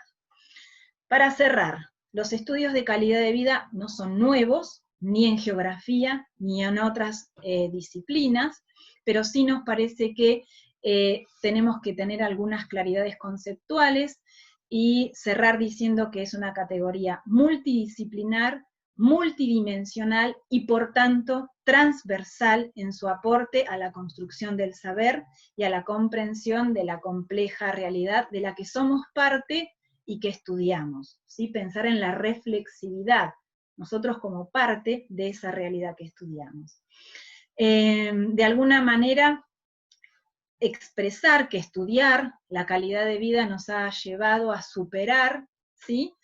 Ciertos enfoques y animarnos el empleo y el uso de metodologías de naturaleza cualitativa, vinculado a aspectos subjetivos, personales y también anímicos de las personas con las que hemos trabajado. De esta manera, el aporte de los trabajos que les he mostrado, como fuentes de información y de trabajo directo, denotan de alguna manera la complejización, tanto teórica como metodológica, que tenemos que tener en cuenta al momento de abordar esta categoría, y por último, agregar a lo multidisciplinar y a lo multidimensional la importancia de trabajar desde la multiescalaridad. Hasta acá les agradezco mucho y recuerden, para ustedes y para sus líneas de investigación, que no es necesario tener más, sino que en realidad lo importante es vivir mejor.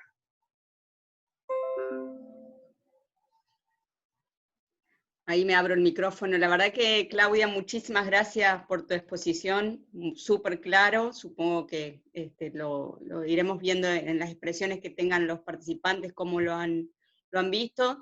Te agradecemos muchísimo desde el primer momento del contacto con vos, mostraste muchísimo interés en este proyecto, y bueno, eso también lo vemos reflejado en tu presentación, a través de que hiciste vínculo con lo que se está trabajando desde este proyecto. Es súper interesante todo como los diversos conceptos que estuviste exponiendo. Creo que hay mucho para seguir leyendo, seguir indagando, y bueno, por ahí mientras esperamos que alguna pregunta surja, quiero remarcar, volver a repetir el hecho de que este seminario está en el marco del proyecto de INTA que trabaja la cuestión del abordaje integral para la mejora de la calidad de vida, en donde se trabajan conceptos que tienen que ver como calidad de vida, hábitat, las cuestiones de ruralidad que bien mencionaste. Bueno, los invitamos a todos a que hagan sus consultas. Creo que había algunas consultas de Ana, la expositora anterior. Bueno, recalcar que Claudia tiene muchísima formación en esta temática. Nos interesa mucho poder seguir trabajando con ella y pensando estas cuestiones juntos.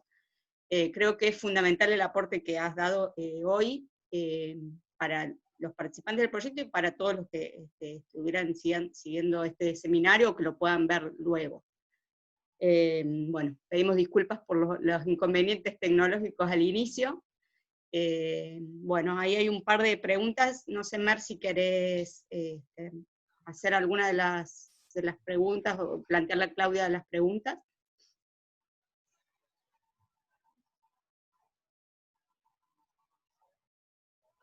Ay, no se oye.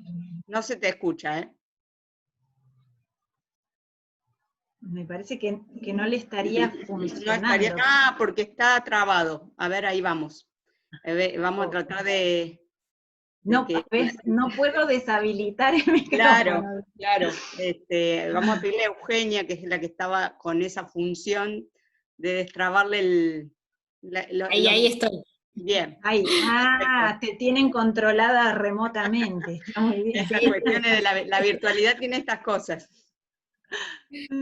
Bueno, voy repasando algunas preguntas. Bueno, ¿con qué criterio establecieron los pesos de cada variable y cómo definieron los fragmentos? Entonces, hago todas juntas, ¿no? Y después, así... Sí, ¿sabés qué? Yo voy tomando nota y quizás alguna haga referencia a cosas similares. Dale. Después preguntaban...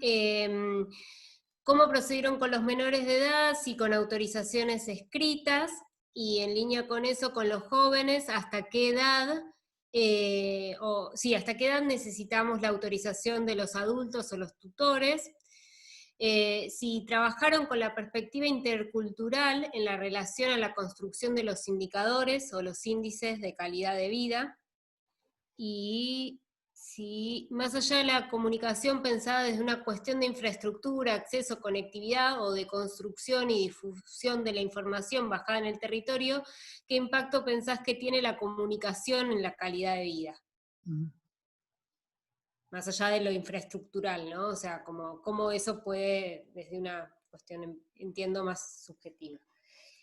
Creo que eso es lo que tenemos por el... Creo que hay una más en el YouTube. Sí, sí, y si pudieron ver diferencias en la percepción de la calidad de vida entre mujeres, varones, jóvenes, o sea, entre grupos poblacionales. Bueno, aquí he tomado nota. En principio, gracias por los comentarios que iba viendo que aparecían ahí. Lo más importante de esto es que sea útil, ¿sí? Que pueda contribuir al proyecto que ustedes vienen llevando adelante en el marco del INTA.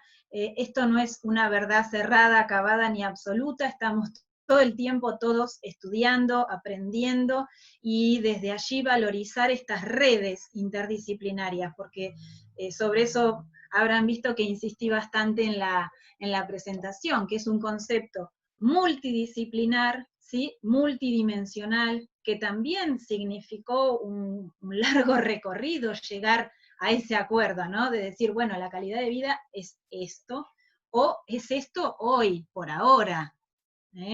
Por suerte los conceptos van cambiando y van virando, entonces se van reconstruyendo y acomodando.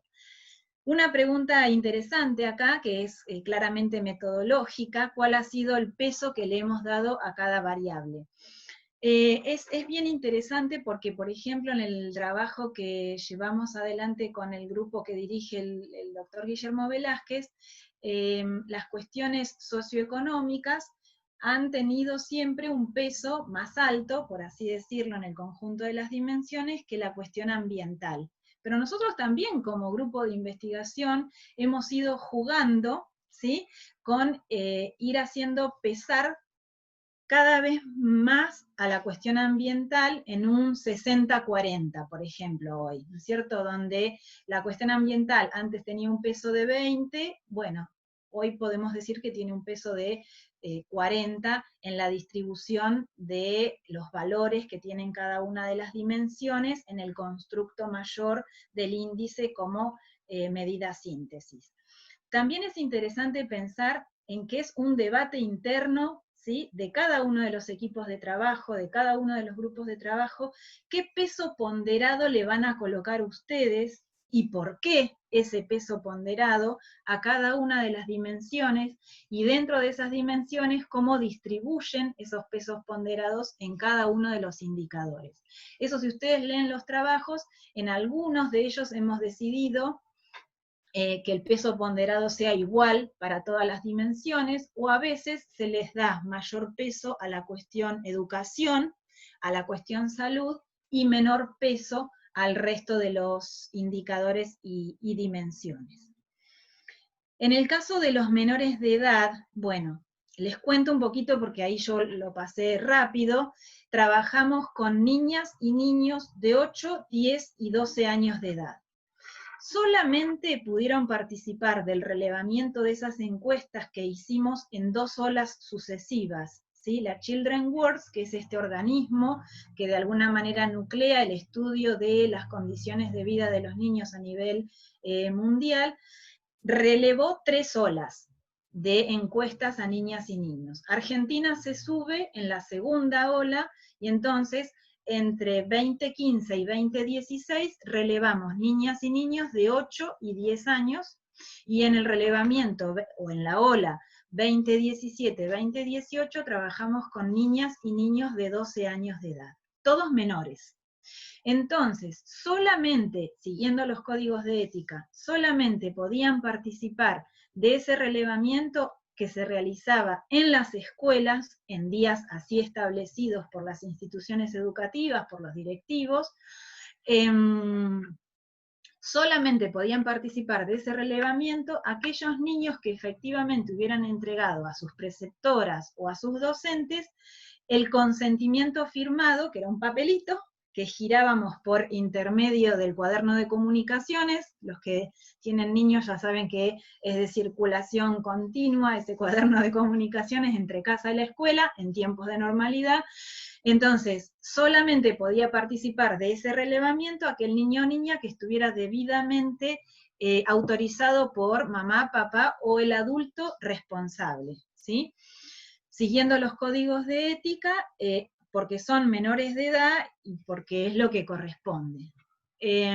Muchas veces nos quedaban muchos niños sin relevar, se imaginan ustedes, entonces los invitábamos con otra actividad, porque el equipo iba al aula y compartía con ellos el espacio de aula, y íbamos haciendo un relevamiento que yo definiría como un relevamiento asistido. Cada niño con su instrumento, ¿sí? Para ir marcando las respuestas que para ellos los representaban, pero donde del equipo éramos 2 personas. Una persona leía cada una de las preguntas y la otra persona, junto con la docente, iba ayudando. Piensen que tienen 8 años de edad. Entonces, por ejemplo, para ver cuán satisfechos o no estaban con su vida en general, entonces, ¿cómo le decís a un niño de 8 años, cuán satisfecho te sentís con tu vida como un todo? No. ¿Cuán contento estás con tu vida? Y la pregunta se trabajó con escalas de emoticones, vieron que están tan de moda. Entonces estaba desde la carita muy triste hasta la carita feliz en una escala Likert de 5 posibilidades de respuesta. De esa manera trabajamos con los niños de 8 años. Con los de 10 años ya las preguntas pueden ser más complejas, y con los de 12 también, pero también procurando la comparabilidad entre los 3 grupos de edades. Bueno, ven que si yo no tengo libreto empiezo a contar cosas que no eran las que me preguntaban. Después, ¿hasta qué edad se necesita permiso? Bueno, de 0 a 18 deberíamos contar con permisos, siempre. Incluso nos ha pasado en la universidad, yo dicto una materia que es del segundo año, pero que aparece como una materia optativa para estudiantes de las carreras de historia, que la podrían tomar en el primer año, y cuando con ellos salimos a hacer trabajo de campo, y tienen 18 años, están en primer año de la universidad, también necesitamos contar con el permiso del adulto responsable, ¿sí? Así que ese sería el límite de edad. No obstante, en un trabajo que iniciamos hoy, ahora a la tarde tenemos la primera encuesta, también me viene bien comentarles esto, por ahí lo dije rápido antes, el tema del consentimiento se está usando en todos los tipos de relevamiento, ¿sí? Eso tiene que ver con el código de ética y decir, bueno, esta persona, independientemente de la edad, me firma el consentimiento de que yo lo entreviste, pero además, o más allá de eso, de que nosotros como investigadores vamos a usar esa información que este sujeto nos está regalando. Cada una de esas entrevistas que ustedes hacen, cada una de esas encuestas, es tiempo que nosotros como investigadores disponemos de estos sujetos, nos están regalando, por eso hablo de esta idea del regalo, ¿no? Nos están regalando tiempo para aportarnos información referida, por supuesto, a nuestros problemas de investigación, y entonces cada vez más pensar en los consentimientos. En cuanto a la interculturalidad en los estudios, eso es bien interesante, y la verdad espero que algunos de los que están ahí presentes estén trabajando sobre esto, porque de alguna manera Ana Garay en su exposición de hace 15 días atrás también nos advertía sobre la importancia de tener cuidado sobre algunas cuestiones que están fuertemente atravesadas por las valorizaciones y las culturas de los sujetos con los que trabajamos. Por ejemplo, un debate que tenemos hacia el interior de nuestro grupo de investigación es referido a la vivienda, ¿no? Y entonces, ¿qué significa rancho en el noroeste argentino? ¿Qué significa rancho? Rancho como categoría que aparece relevada en el censo, ¿sí? Que tiene su definición. Pero cuidado con eso, ¿no? De allí la importancia, como marcaba en la exposición, de siempre trabajar desde lo contextual. ¿O qué significa rancho en mi partido rural de origen, ¿no es cierto? ¿Y qué significa rancho en los barrios de la periferia de Mar del Plata? Cuidado entonces con esas conceptualizaciones desde los estudios culturales me parece que tienen muchísimo para aportar, y ojalá que ustedes vayan por ese camino también, ¿no es cierto?, desde este proyecto. Lo de la comunicación en el marco de la calidad de vida, también, si ustedes se fijaron, no es una dimensión que haya aparecido en todos los trabajos. Nosotros como equipo de trabajo decidimos que era una dimensión necesaria de ser trabajada, a pesar de los pocos datos que tenemos, ¿sí? Otra vez, respecto de lo que yo deseo y respecto de lo que yo puedo con esas fuentes de información. Ahora, las fuentes de información secundaria, en este caso los censos, nos dieron esa información. Acceso o no a computadoras, si la computadora tiene acceso a internet, es muy poco, es muy escaso, ¿sí? Y el tema de los celulares. Ahí encontramos, después cuando el trabajo salga publicado, van a poder ver los resultados incluso por cada una de las regiones, a nivel de todos los radios censales que concentran población rural en la República Argentina. Decimos, es escaso, es poca la información en cuanto al impacto de la comunicación en la calidad de vida, pero sí entendemos que es un primer paso necesario, y además porque ha sido en esa dimensión donde encontramos los valores más bajos del índice de bienestar aplicado a la población rural en Argentina, así tanto como la dimensión asociada a la vivienda. Así que verdaderamente es una dimensión que recién hemos incluido y sobre la que queremos seguir trabajando, desde lo cualitativo, ¿sí? Sobre todo, para poder tener otra información. Y respecto de la percepción de la calidad de vida en cuanto a los distintos grupos sociales, bueno, un poco lo que ya les contaba. Hemos trabajado en las localidades menores del partido de General Pueyrredón con percepción de calidad de vida general, de pobladores en general, si bien los testimonios se toman respecto de el sexo que ellos indican, sin distinguir lo urbano, las cuestiones de género hasta ahora, y como les decía hace un rato, sí hemos trabajado con la percepción de bienestar o de calidad de vida, sobre todo en niñas y niños rurales. Pero me parece que hay mucho para hacer en cuanto a los diferenciales de percepción de calidad de vida según género. Esto no lo vemos tan avanzado. Hicimos un trabajito en algún momento a nivel de los partidos del sudeste de la provincia de Buenos Aires, porque es interesante, ¿no?, pensar en los diferenciales de percepción de calidad de vida según género. Y hoy, antes de ayer escuchaba una geógrafa española dedicada a las cuestiones de feminismo y dedicada a las cuestiones de género, en esta forma de segunda revalorización de lo rural que vemos de la mano de la pandemia, también la cuestión de género muy atravesada por la ruralidad y por la urbanidad. Entonces me parece que los que estamos ocupados y preocupados por la ruralidad en Argentina, tenemos que poner un poco ahí, no es el interés, digo visibilizar más estas cuestiones, y un poco lo charlábamos con Mercedes ayer también, de visibilizar, ¿sí?, a todos los grupos, ¿no? Las mujeres, los varones, los niños, los adultos mayores, las diversidades sexuales. Me parece que eso es un pendiente aún en los estudios de ruralidad, en Argentina por lo menos, ¿no? Bueno, creo que ahí está, muy bien. María Elena dice, afirma lo mismo. Así que muchas gracias. Claro, yo no sé acá de quién era cada una de las preguntas, espero haber contestado a todo lo que estaban apuntando, ¿no? Sí, sí, con María Elena estamos trabajando dentro de una plataforma de género, así que justamente ella hace esa aseveración porque es algo que también nos preocupa y que estamos intentando abordar y trabajar. Bien, ahí hay algunos... Creo que quedaban un perdón. par de preguntas más, no sé, pero... Ay, no, Mercedes que no puede hablar, pobre.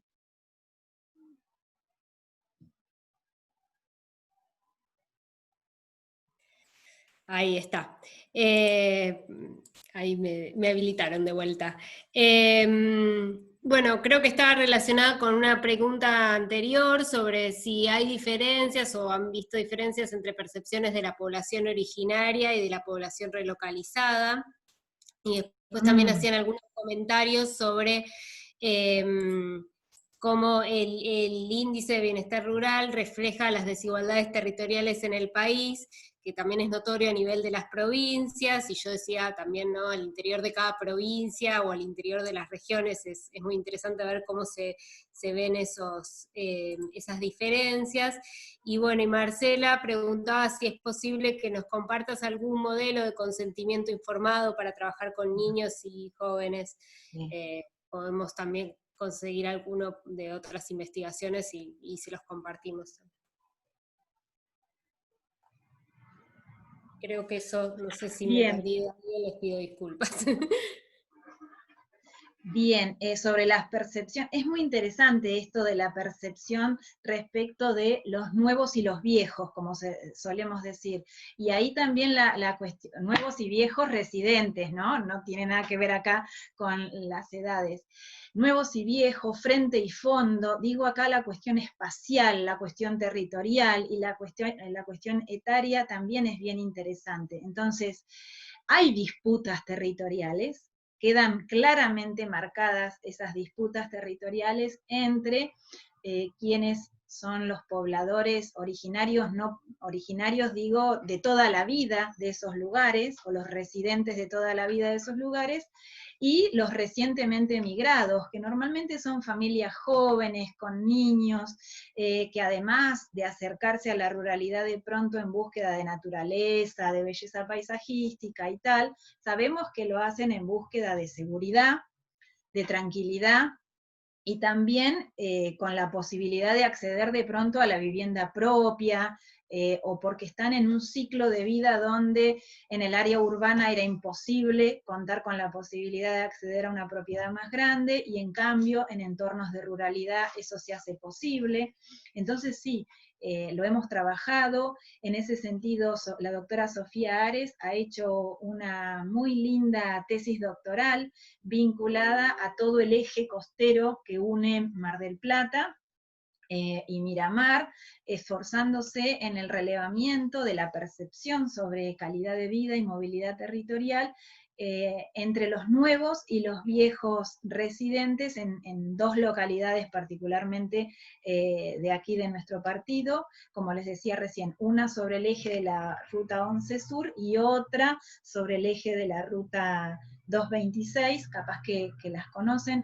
Una es Chapadmalal sobre el eje de la Ruta 11 Sur y la otra es Sierra de los Padres sobre el eje de la Ruta 226.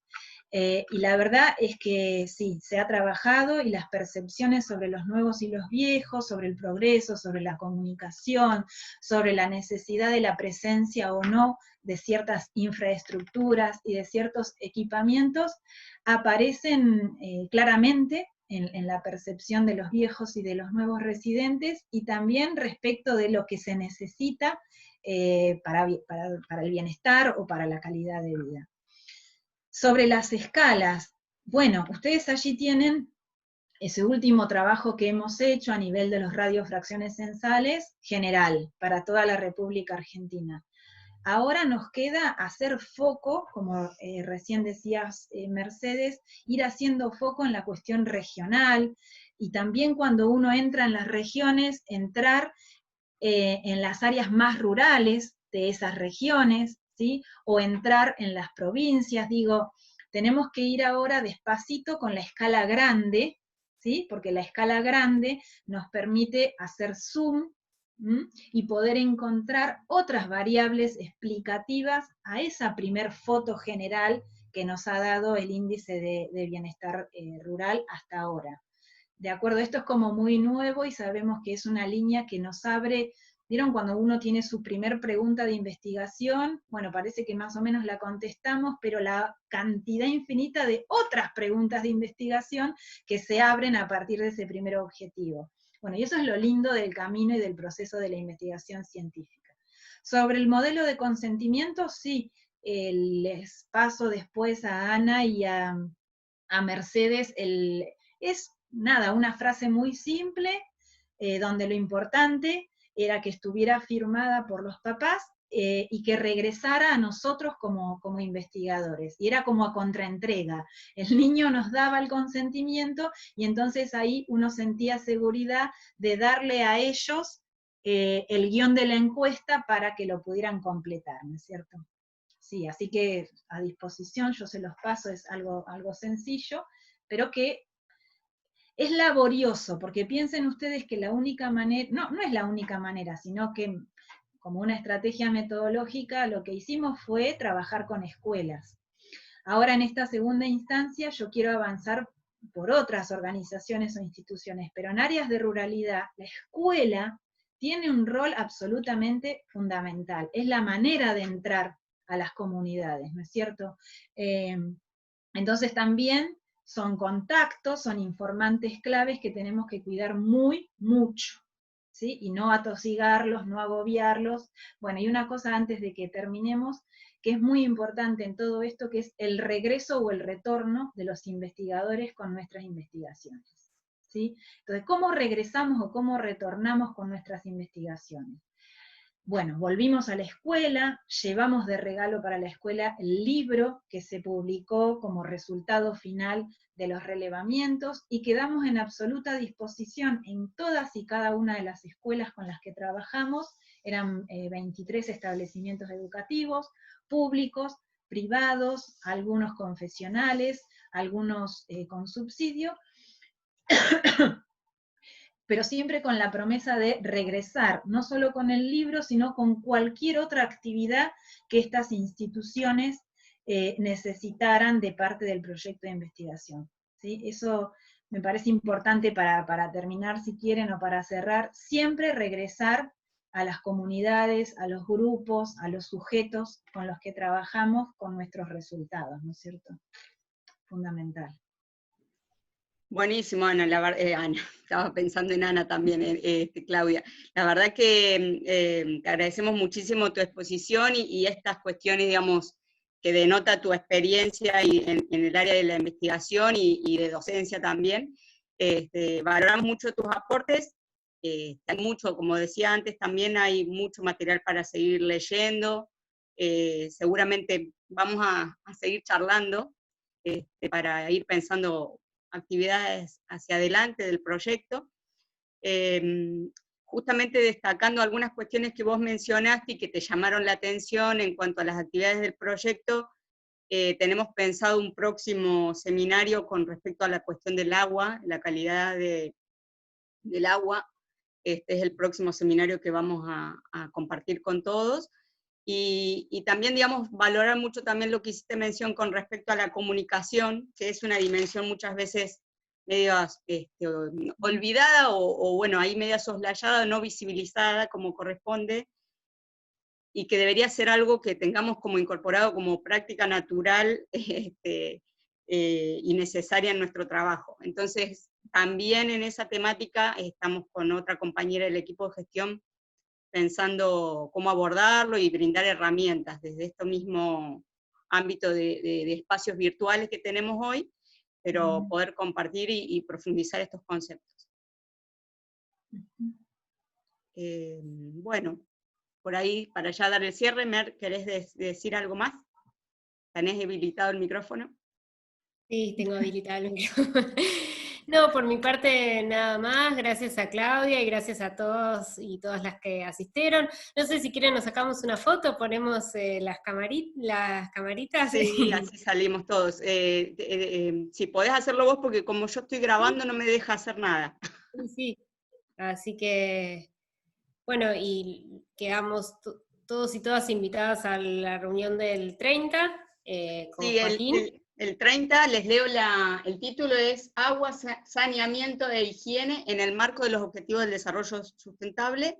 Lo va a presentar Joaquín Córdoba, que es parte del proyecto, con referencia a la temática del agua, está presente acá entre todos los participantes. Y bueno, también, digamos, esa actividad está en el marco de la articulación fuerte que estamos teniendo con otro proyecto de INTA, que aborda la temática del agua con usos múltiples. Así que bueno, después les vamos a mandar bien el link y demás.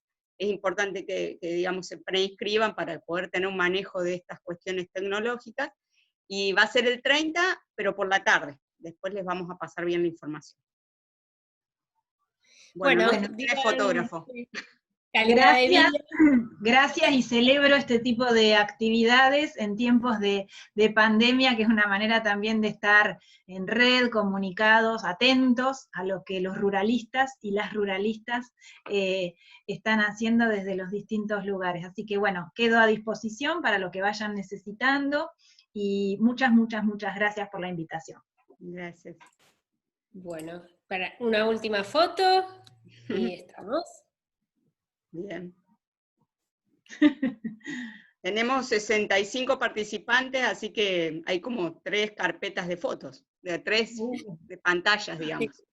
Sí, ahí están todas. Muy bien. Bueno, muchas gracias a todos por participar y seguimos en contacto. Vayan al sitio colaborativo, lean y sigámonos haciendo preguntas para mejorar nuestro trabajo. Muy bien. Gracias a todos. Nos vemos la próxima. Gracias a ustedes. Chau, chau. Chao.